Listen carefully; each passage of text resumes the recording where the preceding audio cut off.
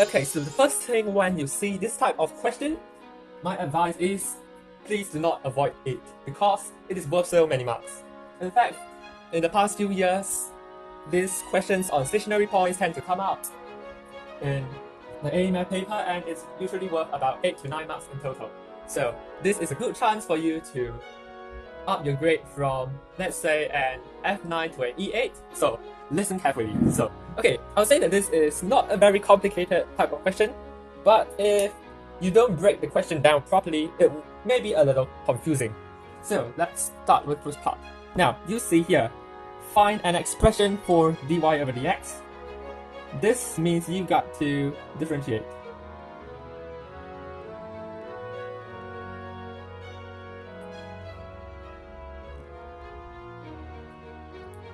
Okay, next.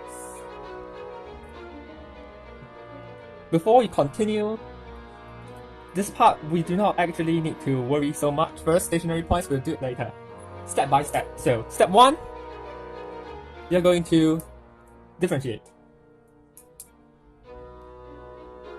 Now you see this is a fraction, so naturally you will want to use the quotient rule. So, copy the equation, square x. So this is completely your basics. So if you still can't do this, then you will have to revise on all your different differentiation methods. And once you get the differentiation methods mastered, you may come back to this video. So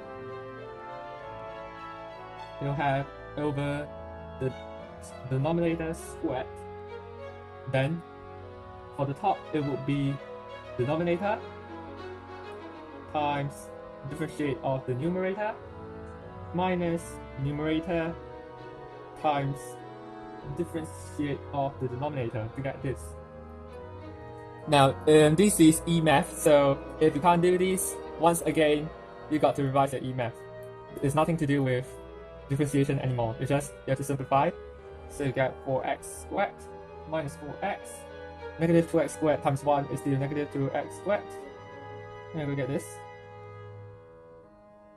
Then you can further simplify. It's 4x. Okay, so at this point, step 1 is complete. Now, once you're done differentiating, there's one thing you always need to remember. When they want stationary points, they're asking for dy over dx equals to 0. Important, please take note. So this is step 2. Now, I think most people wouldn't want to attempt the question after that is because they've probably forgotten this. So actually there are only 4 main points for you to take note. If you know all the 4, actually this question is quite straightforward in a sense. So now we start on step 2. You already found your dy dx. It's already here, so we can copy that over. 2x squared minus 4x over x minus 1 squared equals to 0. Since this side is a 0, we can remove away the denominator. 4x equals to 0. Now, if you are left with an equation in this form, you can't do quadratic factorization, so the only way is you take out the common factor, which is 2x. And you have 2x times x minus 2 equals to 0. So this is your first term, and this is your second term. Continuing on, we will just solve this equation. 2x equals to 0, so x equals to 0. Or x minus 2 is equal to 0, and x is 2. So this is step 2. Solving the equation. Now step 3, find coordinates, which is to subtract this number, x equals to 0 and x equals to 2. So when x equals to 0, y will be equals to 0 squared, 0 minus 1, which you will end up getting a 0. And remember, if you get 2 answers, you must do this for both, which means that there are 2 turning points. Then you find the coordinate. and y equals to 8. So this part, if you have 2 answers, it is fine. Please do not reject anything because they mention stationary points, which means you can more than one. So the coordinates are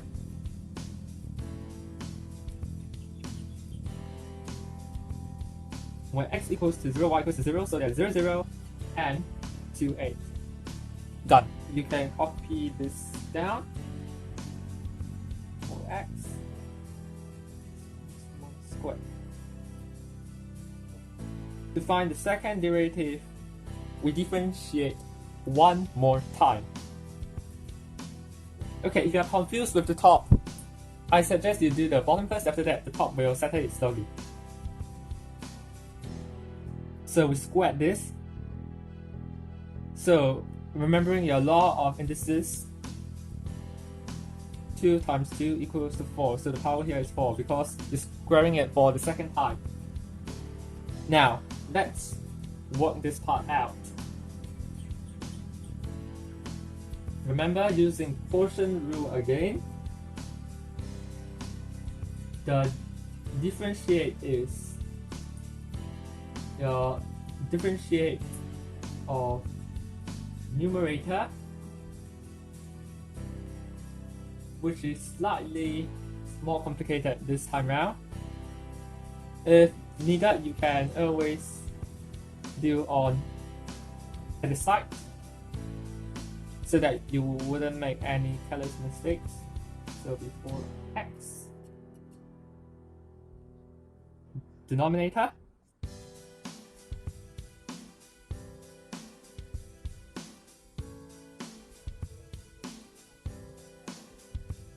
and copy the numerator. Okay, in case you're wondering how I got this part, I'm just doing the power law. And after that, you simplify this, you get this.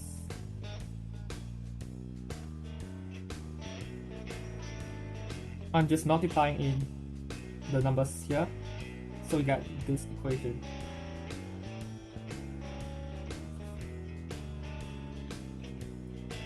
Now, we see that both sides have a common factor, so we can factorize it out so it's more simplified and we can use it even more easily for calculations.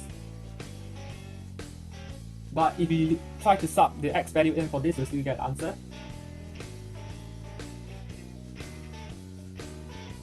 So the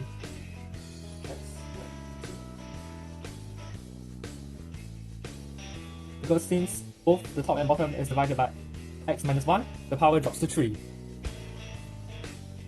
And eventually, if you expand out, it will be 4 over x minus 1 to the power of 3. This is your second derivative.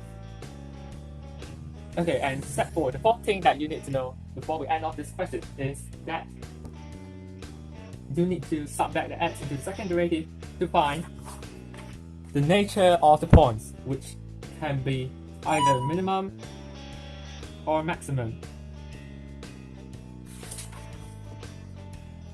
So I'm going to sub in x equals to 0, which is the first one that we found out earlier on.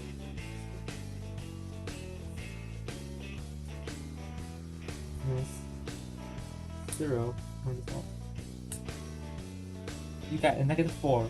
A negative 4 is smaller than 0, hence 0, 0 is a maximum point.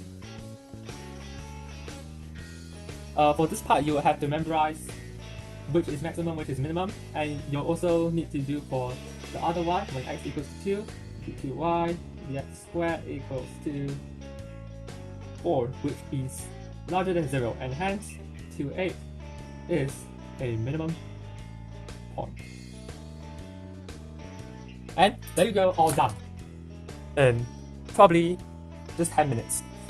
So in order to not even do well for papers, I would say in order to get yourself out of the F9 zone, this is one of the questions that you should take some effort to master them, so that when it comes to the examination, you'll not panic when you see 8 or 9 marks questions. and follow the order, the 4 steps that you need to remember.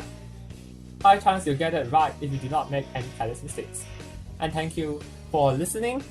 Please go back and also try more questions, because by watching this video and not practicing, it doesn't really help, since you will not have the experience in trying all these questions on your own. And that's it for AMAC tutorials with Littlemusicbear, and we'll see you next month for another topic. Bye!